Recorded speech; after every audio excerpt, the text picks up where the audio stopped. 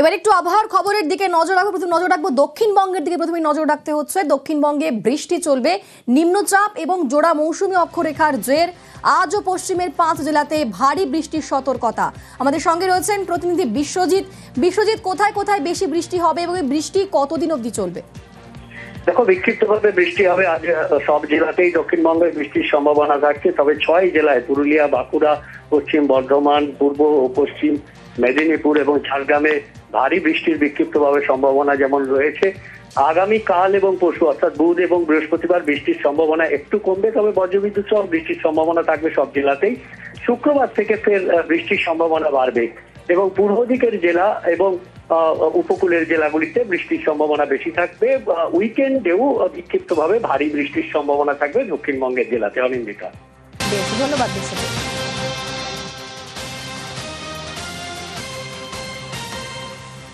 এবার নজর রাখবো উত্তরবঙ্গের দিকে। উত্তরবঙ্গে আজও ঝড় বৃষ্টির পূর্বাভাস, হালকা থেকে মাঝারি বৃষ্টির পূর্বাভাস।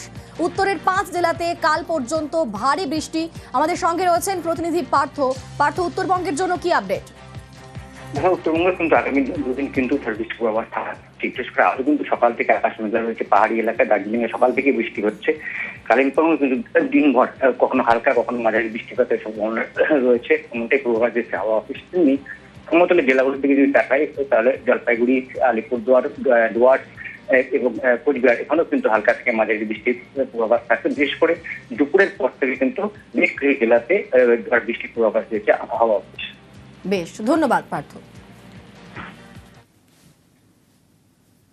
ঝাড়গ্রামে নাগাড়ে বৃষ্টির জের, ফুসছে ডুলুং এবং সুবর্ণরেখা নদী।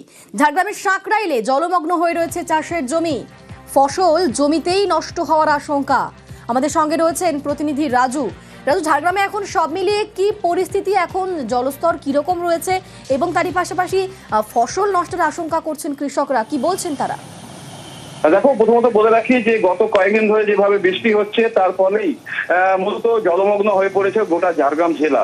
ঝাড়গ্রাম জেলার আশেপাশে যে সমস্ত নদী রয়েছে সেই সমস্ত নদীর জল বাড়তে শুরু করেছে এবং তারই জল ঢুকছে চাষের জমি এবং গ্রামাঞ্চলের দিকে।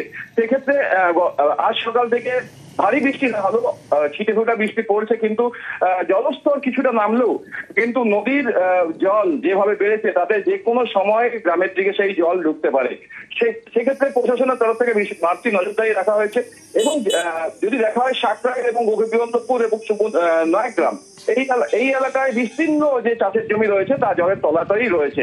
এখনো পর্যন্ত জলমগ্ন সেই সমস্ত চাষের জমি এবং যার ফলে ফসলের ক্ষয়ক্ষতি এবং সবজির ব্যাপক ক্ষতি এমনটাই জানাচ্ছেন চাষিরা। চাষিদের ভোগান্তি আরো বেশি বাড়ছে, কারণ এই বৃষ্টি যদি এভাবে থাকে এবং নদীর জলস্তর যদি এভাবে ঢুকতে থাকে তাহলে হয়তো চাষের অধিকাংশ ফসলই নষ্ট হয়ে যাবে, এমনটাই আশঙ্কা করছেন গ্রামবাসীরা।